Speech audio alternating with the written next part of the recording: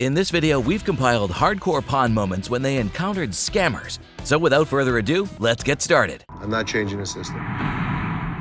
Adding an extra night security guard is an expense we don't need. Every single time I have an idea and I bring it to your attention, he then has to walk in. We're not doing it. You know, I hope this one doesn't come back and bite you in the ass. At night, Ashley Broad and her father Rich engaged in a discussion about the necessity of hiring an additional security guard for their pawn shop. Ashley firmly believed that it was crucial, while Rich dismissed the idea, citing their existing security measures. Ashley warned her father that this decision might backfire, but he remained adamant, relying solely on their cameras. The following day, they were met with an unfortunate surprise as they discovered that someone had broken into the shop through the roof. They peeled the roof off? They peeled the roof back. Son of a bitch. What's going on? You know what? Somebody broke in last night. What? Through the roof? Is anything missing? I have no idea. I have Bobby J and Rodney checking all the departments. Initially mistaken for a false alarm by the alarm company, it was later confirmed that certain items were indeed missing. They decided to retrieve the security camera footage, where they stumbled upon evidence of two individuals sneaking into the shop through the internet room. Swiftly making their way to the showroom floor, they seized a coat before making their escape. Two guys. So they get through the internet room, jump in, and within 45 seconds, they're out. Looks like they grabbed the coat right there and then out. Thank God we didn't lose much, but something needs to be done. The next morning, Ashley updated her colleagues about the break-in. Rich acknowledged that better security measures should have been in place and conceded that they had learned from this unfortunate incident. They made the decision to employ a single security guard who would patrol the parking lot every night to deter future break-ins. So you're gonna have two guys in two different cars driving around the parking lot? And I think one is enough. We got broken into last night. I told you that security should have been here at night. Listen, we haven't had a break-in in years. We're going to have somebody patrolling the parking lot outside. This way we'll never have that issue with people breaking in Shouldn't again. have had this issue. Now we've learned, and we'll take care of it. One guy patrolling the parking lot every night from now on. Hi, can I talk to a manager? That's me. How can I help you? My wedding ring that's $5,000, you guys have it.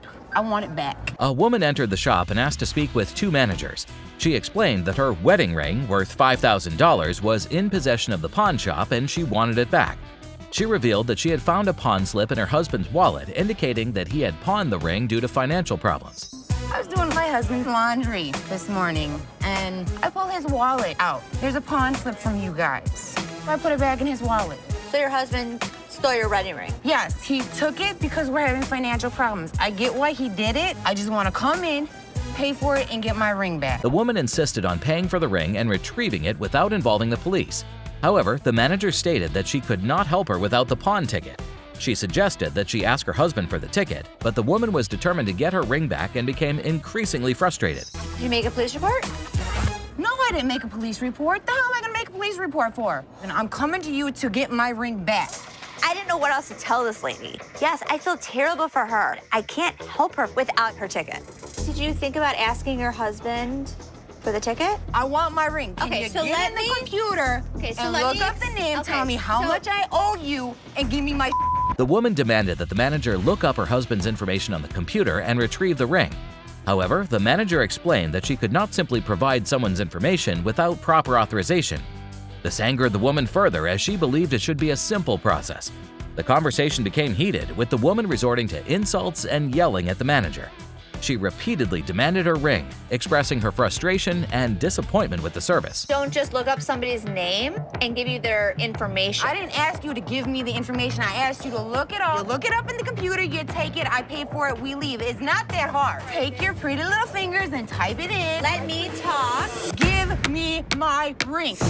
It isn't that Take hard. your pretty little feet, walk your pretty little legs out of here. You are not. Just go back I'm there, not. Kim. Do you shut up for a second? Never shut up. Get the hell out of here. No. It's time to go. You're so big and bad, yelling, screaming, can't type anything to a computer. Cool? I gotta go. The detectives have arrived. I need to tell them what's been happening and show them the evidence. 4 weeks ago, Les had noticed that various items were disappearing from the store, leading him to suspect that someone on his team was responsible. The detectives arrived, and Les had to inform them about the ongoing incidents and present the evidence. He was determined to apprehend the culprit, so he decided to set up a hidden camera in the store and use a diamond ring as bait. Keep your eyes on the front door. Okay. We have to keep him occupied so he'll stay in the store until we're ready to have his ass arrested. Les was shocked to discover that the ring had vanished.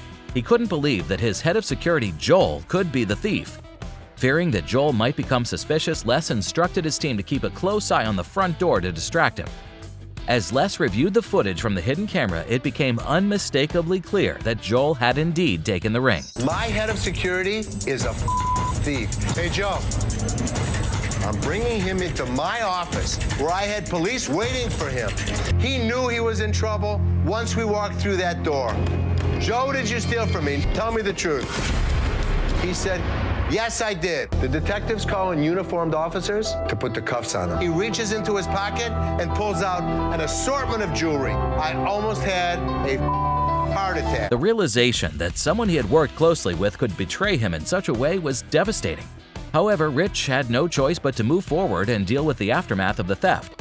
In the weeks that followed, Les reevaluated his hiring and security procedures, implementing stricter background checks for new employees and enhancing security measures within the store. I'm looking to pawn these microphones I picked up from a concert last night. They just threw them out in the crowd, and I picked them up. Rich became suspicious when he witnessed a customer claiming to have acquired a brand new set of microphones by catching them as they were thrown into the crowd. This unusual story raised alarm bells for Rich, as it was not normal for microphones to be randomly given out to an audience. So at what point did they actually take this off of the rack and put it nicely inside of this thing? It just got out in the crowd, and I picked them up. Really? Rich's suspicions were confirmed when he contacted American Jewelry, informing them that someone was attempting to sell him the stolen microphones. The microphones were soon claimed by a local club owner who verified that they had been stolen from a show the previous night. The seriousness of the situation became apparent. I have a gentleman down here who is trying to sell me some microphones. Exactly, I've got them. Ash, call the cops. As the club manager arrived, they all waited for the police to arrive on the scene. It was revealed that a teenager had attempted to sell the stolen microphones, hoping to make a quick profit. The police instructed everyone to stay put until they arrived. However, the teenager tried to escape, believing he was not the main culprit. Unfortunately for him, his plan failed and he was ultimately arrested. We could have a problem on our hands. Make sure security's at the front door. Somebody slid in under a cage that we had and lifted two of these mics. That's it. They're leaving. No, man, you can't leave. The cops told us to hold you here. Why do we gotta stay? You all gotta stay. Why? I'm not the person that came up. You're all involved in the group. That's the way it works. Until we know what's going on, that's the way it's gonna be. I'm a music teacher, and I loaned my guitar to one of my students.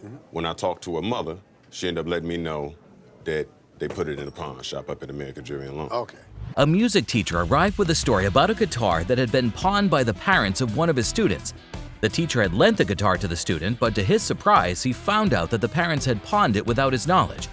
Vaughn, the music teacher, introduced himself and explained the situation to Les, the pawn shop owner. Les listened to the teacher's story, but he couldn't offer much help.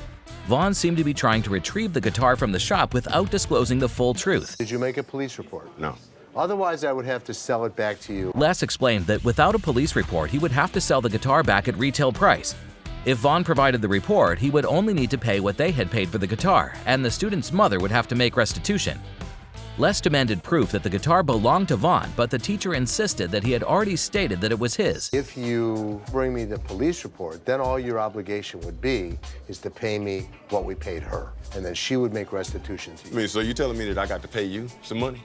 Because we have money invested in it. Les explained that they had invested money in the guitar, and without proper documentation, he couldn't do anything. Despite Les's explanation, Vaughn remained unconvinced. Eventually, he was escorted out of the shop while shouting and claiming to be the next Rick James. Why can't you just go give it to me now? Without a police report or a receipt showing me that that guitar is yours? I've been playing in Detroit for over 15 years and you can't give me my back? Now it's time to go. It's time to go? It's time to go. Okay, look, wait a minute, bro. Wait a minute, come on now. Let's have a good day. Hey, look, you get me up out of here? Have a good day. I'm the next damn Rick James, bitch. No, you're not. Want to play with me when I'm trying to get my damn music on? What do we got here? A laptop? Laptop. You type in your password? I just want to pawn it in so I can give my sister some money for her birthday this weekend. Oh, okay. A girl arrived at the pawn shop and engaged in negotiations with Ashley. She intended to pawn a laptop and hoped to secure $165 for it. Initially, she struggled with her forgotten password, prompting Ashley to assist her. After a series of attempts, they finally managed to access the laptop. The negotiation continued as the girl expressed her desire for at least $165, while Ashley initially offered $125. After some back and forth, Ashley offered $150, but the girl rejected the offer and insisted she pay $165. At least $165. How's $125 for you? No, I'm sorry, I can't do that. All right, I can do $150. Can you do $165 or not? Tensions escalated as the girl displayed frustration and a confrontational attitude towards Ashley. The girl criticized Ashley's job and attitude, leading to a heated exchange of words. The situation escalated further, with the girl's behavior becoming disrespectful and offensive. Ashley tried to maintain professionalism, but the girl's rudeness persisted. I want to know what's disrespectful? Hey, Learn how to talk. Have a good day. You were too silly. If you want me to help you, your worst mistake is to tell me off. The girl continued her disrespectful behavior. Her actions and words crossed the line, so she was forcefully removed from the shop.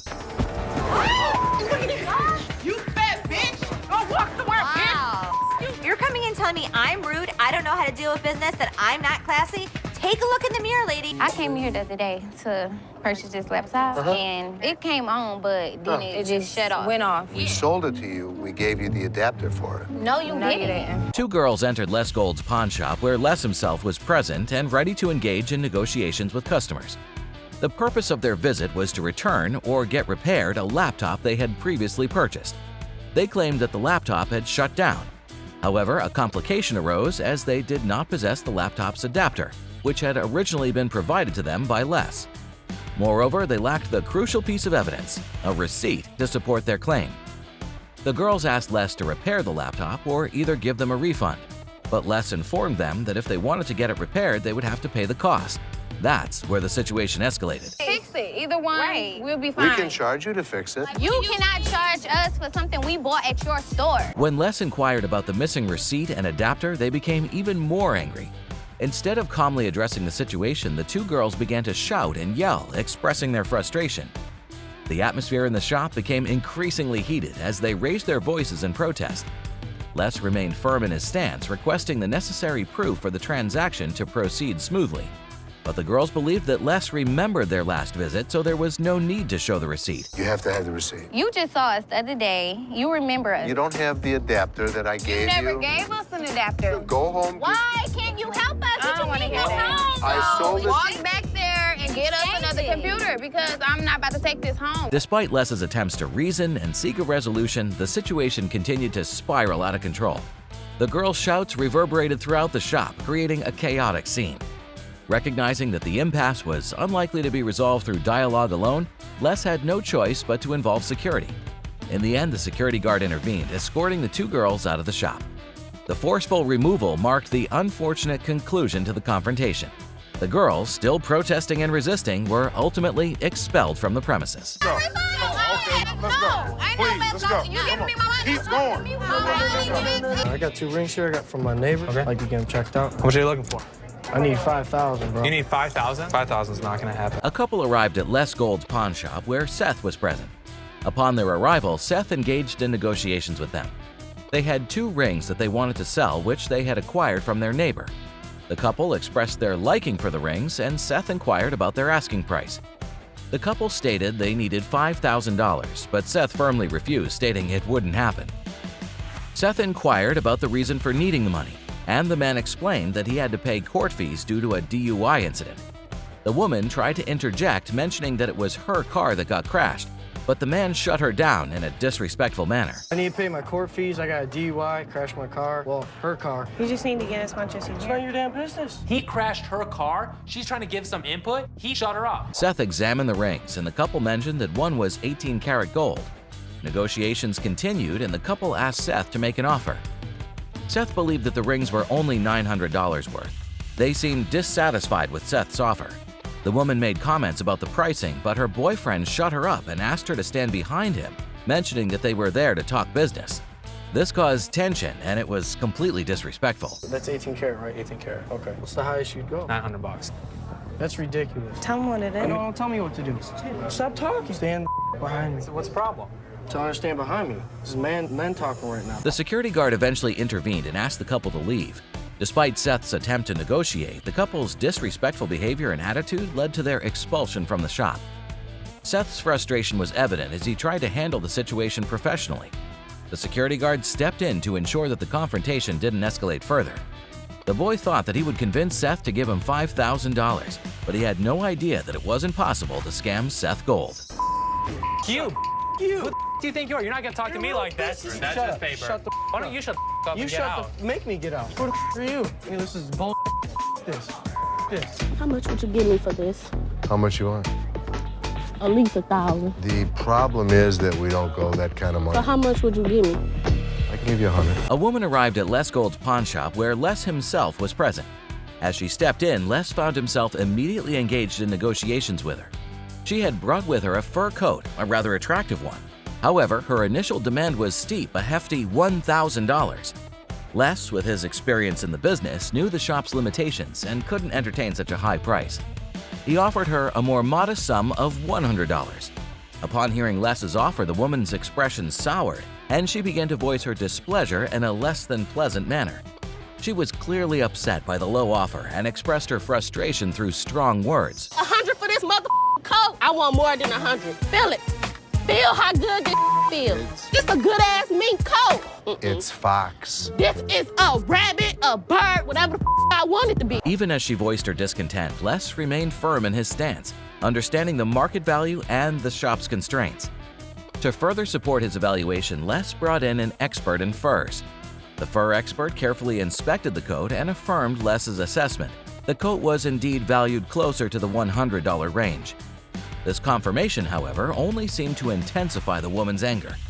She seemed to grow even more agitated, perhaps feeling that her expectations were being dashed. Despite the expert's opinion and Les's explanation, the woman refused to budge from her demand of $1,000. Her insistence appeared unrealistic given the fur's actual value. You're gonna give her more than $100 on that? I'm gonna give her more than $1. What the is he? He's my fur expert. He not no mother expert. I'm not going home with no money. When you demand of us to give you money that is unrealistic, like $1,000 for a $100 coat, we're not gonna do it. As tensions escalated and the situation became increasingly strained, the security guard on duty, who was actually the same fur expert, stepped in. He politely but firmly escorted the woman out of the shop. The woman's heated exchange with Les had reached an impasse, and it was clear that further discussion was futile. So the woman left the shop without the desired amount for her fur coat. Les's expertise and the fur expert's evaluation had provided a clear picture of the coat's value, but the woman's emotional attachment and financial needs had clouded her judgment. Security? How you doing? You security too? Y'all don't know who y'all with up in here. This mink coat. It's Fox. It's a mink, baby. Even though these were scams, they're nothing compared to the biggest scams on Hardcore Pawn ever.